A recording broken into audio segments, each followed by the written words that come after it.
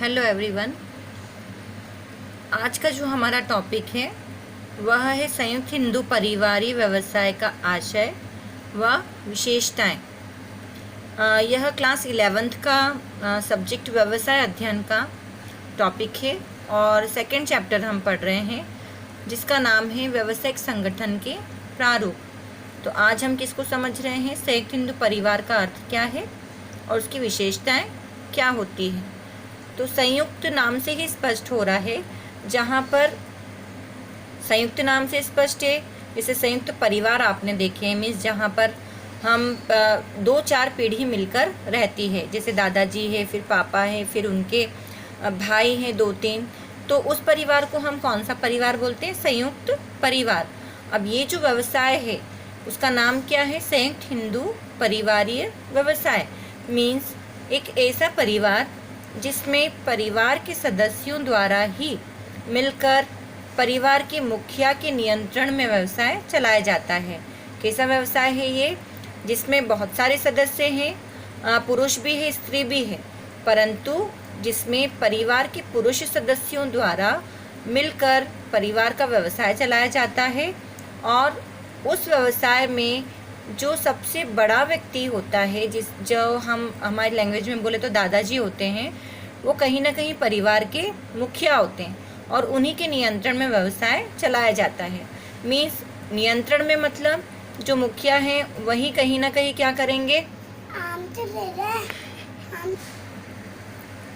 मुखिया के नियंत्रण में मतलब उन्हीं के अधिकार होते हैं, इसमें उन्हीं का ही नियंत्रण चलता है, उन्हीं का ही डिसीजन रहता है, निर्णय वही लेते हैं और उन्हीं के नियंत्रण में वह व्यावसायिक क्रियाओं को संपन्न करवाते हैं।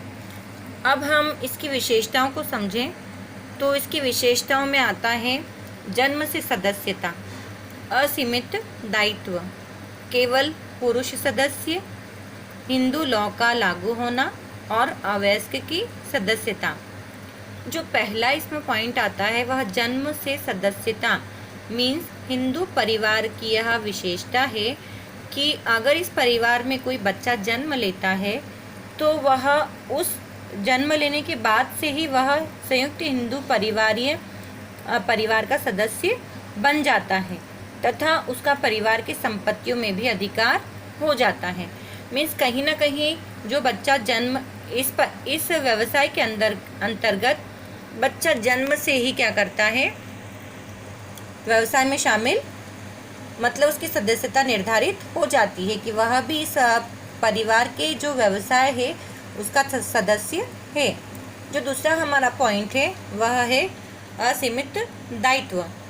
दायित्व का अर्थ होता है कि यदि हमें किसी को कुछ चुकाना है या देना है तो वह हम क्या बोलते हैं? दायित्व। जैसे अगर आपने किसी से 100 रुपये लिए हैं तो आपका दायित्व कितना बन जाता है कि आपको किसी को कितने पैसे देना है? 100 रुपये का दायित्व आपके ऊपर है।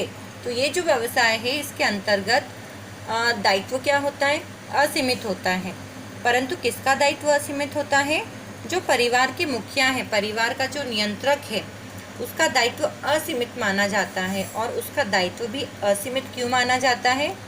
क्योंकि वह अपने नियंत्रण में परिवार के सदस्यों से कार्य करवाता है और अगर किसी भी तरह की हानि हो जाती है तो उस हानि का उत्तरदायित्व बाकी सदस्य सीमित दायित्व के माध्यम से पूर्ति करते हैं, परंतु जो कर्ता होता है, मुखिया होता है, वह असीमित दायित्व के माध्यम से उसकी पूर्ति करता है, उस हानि को वहन करता है।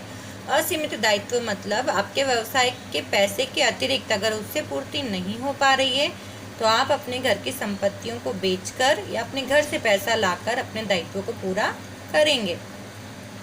नेक्स्ट, केवल पुरुष सदस्य। संयुक्त हिंदू परिवार की यह विशेषता है कि इसमें पुरुष सदस्य ही परिवार में व्यवसाय के लिए सदस्यता की योग्य माने जाते हैं। इसमें किसी भी तरह से स्त्रियों को सदस्यता नहीं मिलती। मीन्स अगर बेटी है तो बेटी को व्यवसाय में सदस्यता नहीं मिलती, केवल पुरुष सदस्य ही इसमें भागीदार हो सकते हैं। नेक्स्ट है आपका हिंदू लॉ का होना। संयुक्त हिंदू परिवार की जो स्थापना होती है और उसका जो संचालन होता है वह हिंदू अधिनियम 1956 के अंतर्गत होता है और परिवार के मुखिया और सदस्यों के अधिकार एवं कर्तव्य भी संयुक्त हिंदू लॉ के अनुसार ही निर्धारित होते हैं। मीन्स कहीं ना कहीं अगर किसी भी तरह के डिस्प्यूट्स हो जाते हैं, विवाद उत्पन्न हो जाते हैं, तो हिंदू लॉ के अंतर्गत दिए गए नियमों के अंतर्गत वह अपने विवादों को सुलझा सकते हैं। नेक्स्ट आता है आपका अवयस्क की सदस्यता। संयुक्त हिंदू परिवार ही मात्र एक ऐसा स्वरूप है जिसमें एक अवयस्क मीन्स 18 साल से कम का व्यक्ति भी, लड़का भी, पुरुष भी व्यवसाय की क्रियाओं में भाग लेने का अधिकारी होता है। तो इस तरह से संयुक्त हिंदू परिवार के अर्थ में भी ये सारे पॉइंट हम लिख सकते हैं कि एक ऐसा परिवार जिसमें परिवार के सदस्यों द्वारा मिलकर व्यापार किया जाता है, जिसमें जन्म से ही परिवार के मुख्य जन्म से ही सदस्यता प्राप्त होती है, दायित्व असीमित होता है इसमें कर्ता का, और केवल पुरुष सदस्य ही इसमें भागीदार बनते हैं और इसमें जो भी नियम लागू होते हैं वह हिंदू लॉ के अंतर्गत लागू होते हैं। अतः ये हमारी विशेषताएं तथा ये अर्थ हो गया है। नेक्स्ट वीडियो में हम अगला टॉपिक देखेंगे। Thank you.